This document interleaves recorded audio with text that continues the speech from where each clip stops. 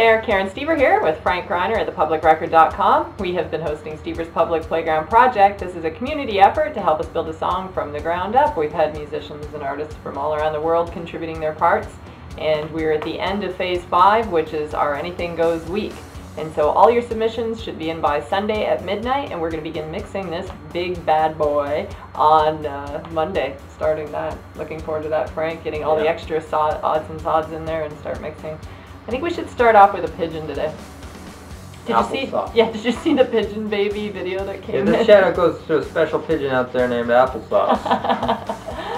I've seen other photos of Applesauce too, with Carter, a little cockatiel, I think, and they live together. This is a baby pigeon that Soda had found, and she goes out into the city. She lives in Toronto. She goes out into the city and finds these animals that need her. Maybe they find her. Yeah, I think that's what happens. She rehabilitates them and sends them back out into the wild. But Applesauce was one of these ones that kind of got through the cracks of her heart and just now lives with her and the cockatiel. Why would you want to leave when you have a PB amp? And she raised a couple other pigeon babies and she set them free not that long ago, and they left, and I was like, what are you doing? Just go back. Winter's coming in Canada. Like, why do you want to do that? So also, you guys remember Soda? She sent the guinea pig noises in. So that's her thing. That was a real hero thing, wasn't it, to send those guinea pigs? Because you're loving playing with those things. You guys don't even know what's going to happen to those. You don't even understand. Yeah. I think I would like to have some kind of fundraiser to get strings on Soda's guitar. She has a guitar that has 2 strings on it, but she got lots of cool noises out of it, so sure. Whatever you want to do with the 2-string guitar, it doesn't really matter. Might be even easier with 2 strings. Yeah, you don't have to deal with all the other strings. Yeah. Larry said some awesome vocals. I was requesting some low vocals, and I laughed at his comment. He was talking to somebody about how he had this black metal vocal setting on it, which he got from Sonar. There's a modulator plug-in that gives it, but that's the name of it, the black metal vocal setting. So it just makes everything kind of creepy and ugly. So, oh, and I saw your pirate, the scarf on your lamp. I thought that was awesome. Lady Kira had sent in some vocals. You guys might not be able to hear them yet. There was just a little trouble in the back end getting those for you guys to hear. But she sent some really awesome double vocals. Thank you very much, April. It's awesome. And Michael Payne gave us an awesome studio tour. Why they call him Michael Payne? Oh yeah, the Eminem song that's on the radio. Window pane, Michael Payne. Yeah, every time it comes on, there's a line in there. I guess that's why they call it Window Pane. And so every time it comes on, Frank and I guess that's why they call it Michael Payne. That's awesome. I don't think I got the timing right on that. Anyway, Michael gave us a really awesome studio tour. I like that he's using the space around his house. He has a stairwell that kind of goes up the back of the studio. That the ceiling goes 20 feet straight up, and it's a fairly narrow stairwell. And I haven't heard the things that you recorded in there, but even when you took your camera up, I could hear the difference with your vocals. Nice bit of ambience that you have in there for recording. It's great. But he's also another example, like Dave Nicholson, another example of somebody who's doing well with their music from a very modest studio. You just don't have to have all this gear, and it's really great. I mean, he's got a gas meter in his recording booth, and he's got a water heater in his main room. Like, he's just using his basement, you know. It's just as cool. Right. And also, Dave, thanks for that further explanation on the whole disc golf, the follow-up video, followed by that national anthem. That was awesome. Yeah, just ripped it. I was just commenting when I was watching with Karen here, how good your bends are. Like, so many guitar players will bend sharp. Yeah. Or not quite get there. Yeah. You got a I thought he had some really good control. Too. Yeah, it was really great. Just No One, that I said I'm now calling just number 1, so that's who that is. He had sent, remember the Crickets, and he gave us a little kayak tour and stuff.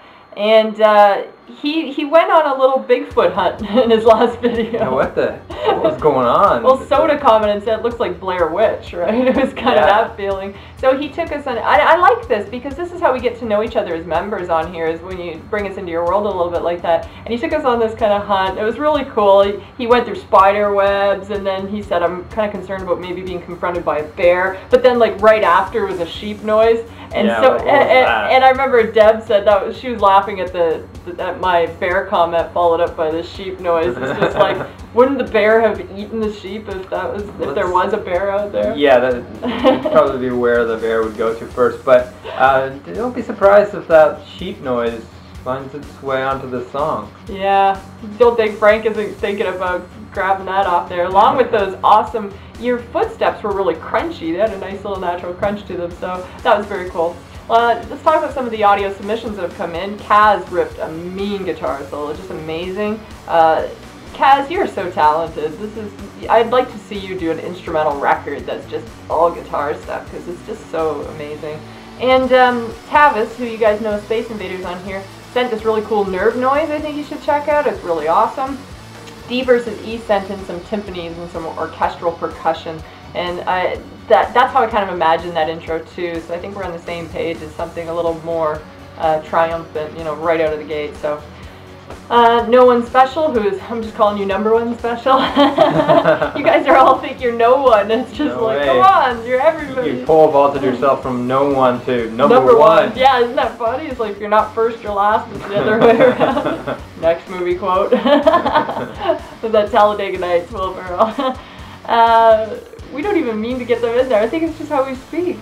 And we're holding back here. I know, I'm just trying not to.